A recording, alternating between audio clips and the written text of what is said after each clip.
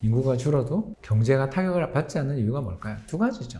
우리나라의 미래는 대단히 밝고 주기적인 성장 속에 경제의 자산 시장은 저점이 높아가는 그런 흐름이 되지 않을까. 28년차 에코노미스트 홍춘욱입니다. 이번 시간에는 제 유튜브 채널에 온 장문의 질문에 대한 답을 한번 해보려고 하는데요. 교수님께서 저출산은 대한민국의 큰 문제이지만 작금의 저출산 고령화가 대한민국의 경제성장 측면에서는 심각한 마이너스가 아니며 앞으로도 한국 경제는 건재할 것이다 라고 주장하셨는데요. 저는 거기에 대하여 도저히 동의할 수가 없어 이렇게 글을 남기게 되었습니다. 교수님은 과거 대한민국의 생산가능 인구 그래프를 제시하시며 생산가능 인구의 증감은 대한민국 경제에 영향이 없다고 하셨는데 대한민국의 생산가능 인구는 1960년대부터 2017년까지 쭉 오르기만 했습니다. 2018년부터 약간씩 줄어드는 추세고 앞으로 폭발적으로 줄어들 겁니다. 애초에 생산가능 인구가 준 지 이제 3년밖에 안 됐습니다. 근데 지난 60년 동안 오르기만 했던 생산가능 인구를 가지고 생산가능 인구가 줄어도 경제에 영향이 없다라고 말하는 게 맞나요? 생산가능 인구가 줄어도 경제에 영향이 없다라고 말하려면 적어도 올해 대비 생산가능 인구가 300만 명 이상 줄어드는 2030년 무렵에도 정말 상관관계가 없다는 걸 확인하고 나서도 늦지 않을 것 같습니다. 저는 이분 마음 이해해요. 한국이라는 나라를 보면 양가 감정을 갖게 됩니다. 왜 이렇게 잘 돼가는지 이해가 안 되죠.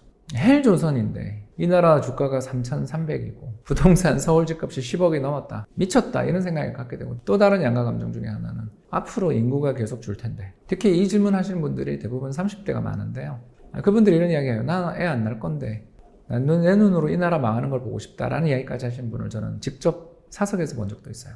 분노가 되게 큽니다. 분노가 큰 이유가 뭐냐 하면 잘못됐다고 생각하세요. 잘못됐다고 생각하는 이유가 뭘까요? 여러분 다 아시는 그겁니다. 인구는 줄어들고 일자리는 줄어들며 경제는 어려운데 집값이 오르는 이게 불합리하고 부조리하다고 느끼는 거죠.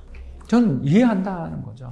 저 역시 모 대학에서 강의하고 있는 입장이고요. 얼마 전까지만 해도 숭실대에서 겸임교수 생활도 했었고요. 그래서 저희 20대 대학생들하고 가장 접촉이 많은 사람 중에 하나로서 이해합니다. 그런데 분노를 가라앉히고 현실을 좀 보셨으면 좋겠다라고 생각합니다. 자, 왜 그런가? 그냥 일리 있는 지적이에요. 생산활동 인구 15세에서 64세 인구가 앞으로 수백만 명이 줄어든다. 동의합니다. 2060년대에는 생산활동 인구가 2천만 명도 깨진대요. 동의합니다. 그런데 여러분 우리는 믿지 않으시겠지만 선진국입니다. 선진국은요 노동력 공급이 과잉이라 걱정인 나라가 선진국입니다.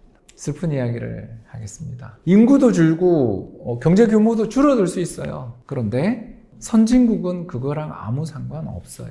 자, 보여드릴게요. 호주, 벨기에, 캐나다, 스위스, 독일 등등 세계를 대표하는 17개 나라의 역사적인 통계와 인구 변화의 관계를 보여주는 그림 한번 보시죠. 세로축은 지난 20년 동안 평균 경제 성장률, 가로축은 지난 20년 동안 평균 인구 증가율입니다. 인구가 거의 안 늘거나 줄고 있죠. 늘어나봐야 1%대 인구 느는 나라가 있는데 저게 독일입니다. 독일 인구가 왜 그렇게 급증했냐고요? 한 방에 몇백만 명의 난민 받았잖아요. 자, 여러분 이거 보면 이상하지 않으세요? 아니 인구가 주는데 경제의 인구 증가율과 경제 성장의 관계가 어때요? 0이죠.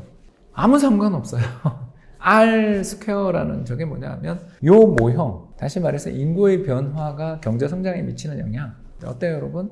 인구가 많이 늘어나는 나라일수록 경제 성장률이 높나요? 안 그런 것 같아요. 오히려 인구 증가율이 마이너스 쪽에 있는 나라 중에 하나가 경제 성장률이 제일 높죠. 자, 생산활동 인구는 어떠냐? 질문이 나올 거라는 거 알고 있어요. 15세에서 64세 인구의 증가율과 1인당 국민소득의 관계를 한번 살펴보겠습니다. 가로축은 생산활동 인구의 변화율, 변동폭입니다. 퍼센트 포인트입니다. 대부분 나라, 유럽과 아시아, 북미 대륙에 있는 수많은 선진국들을 골고루 모은 표본이 생산활동 인구 죄다 마이너스죠. 한 나라 빼고. 이민 많이 받은 나라 빼고 죄다 마이너스인데 자 그러면 생산활동 인구의 감소율이 적은 나라일수록 성장률이 높나요? 아니죠. 전부 감소하고 있는데도 불구하고 성장률은 상관없습니다. 왜 이런 일이 벌어졌을까요? 이제 우리는 알고 있어요. 인구가 줄어도 경제가 타격을 받지 않는 이유가 뭘까요? 두 가지죠. 이제 알고 있어요. 자, 첫 번째 뭐죠? 1인당 소득은 계속 늘고 있죠, 지금. 전체 인구가 줄면 경제 규모는 줄 수 있어요. 동의한다니까요. 그런데 1인당 구매력도 늘지 않나요? 다 플러스잖아요. 사람 한 명 한 명이 줄고 인구가 줄면 경제 규모만 유지되면 1인당 파이는 더 커지는 거죠. 사람들이 더 부유해지면 그 사람들의 소비가 한 명 한 명의 소비가 더 늘어나는 거죠. 그러니까 각 지역에서도 인구가 줄어드는 시나 군은 힘들겠죠. 그러나 각 지역 내에서도 부유한 사람들이 모여 살고 있는 지역은 내수 경제가 더 커질 수도 있는 거죠. 두 번째가 뭐냐? 인구빨로 성장하지 않는 나라들, 20년째 인구가 감소하거나 혹은 생산활동 인구가 줄어드는데도 경제 성장률이 저렇게 꾸준히 올라가는 나라들은 뭘로 성장할까요? 혁신 국가입니다. 창업 국가입니다. 한국과 이스라엘 같은 나라들이죠. 세계에서 인구는 굉장히 적은 편에 속하는데도 불구하고 유니콘, 무려 1조 이상의 기업 가치를 평가받은 기업들의 랭킹을 살펴보면 한국과 이스라엘이 5위에서 7위 사이에서 엎치락뒤치락 하고 있습니다. 위에 있는 네 나라는 어디냐고요? 여러분 다 아시는 나라들입니다. 미국, 영국, 중국, 인도. 중국, 인도, 미국은 인구빨이고요.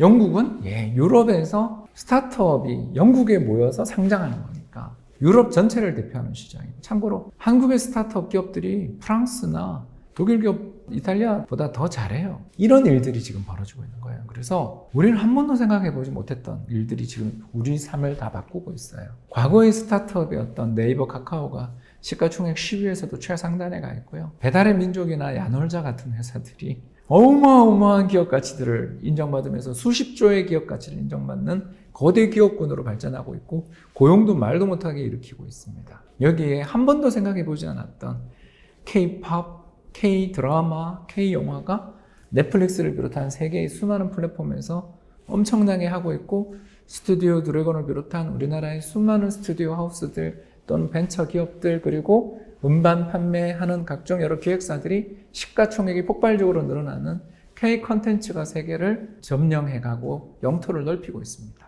자, 여러분 한국에 대해서 비관적으로 생각하는 마음 인정해요.